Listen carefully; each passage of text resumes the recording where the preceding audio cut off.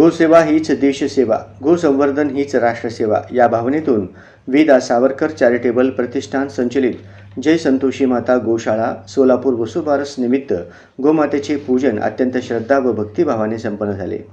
या कार्यक्रमाचे मुख्य अतिथी म्हणून महाराष्ट्र शासन नियुक्त मानद पशु कल्याण अधिकारी मुंबई उच्च न्यायालय समिती नियुक्त श्री केतनभाई शहा यांनी उपस्थित राहून त्यांच्या हस्ते गोमातेचे पूजन केले आणि या प्रसंगी विश्व हिंदू परिषद अभिमन्यू डोंगरे महाराज, पुष्पलता ताई महाराज पाटील इंचगिरी मठ, विश्व हिंदू परिषद गोरक्षा गोसंवर्धन विभाग सोलापूर, पुरोहित प्रभाकर गाझरला, विनोद कोंडा, पेंटाप्पा गड्डम, दशरथ गोप, श्रीधर वडनाल, शैलेश बुलबुले, Raju Rathi, Ambadas Bingi, doctor Nitin Baldawa, Prabhakar Gundu, doctor Mahesh Dulange, doctor Ambadas Gajul, Ramesh Nalla, Haridas Potapatti, doctor Rajendra Gajul व सौ पुष्पलता गाजुल, सेक्रेटरी नागनाथ पोरंडला, नागेश सरगम, भूपती कमटम, नागनाथ सोमा, अविनाश माने, श्रीनिवास दोंतुल, शुभम साठे आदी मान्यवर उपस्थित होते। यावेळी गोमातेला चांदीचे अलंकार घालून सजावट करण्यात आली।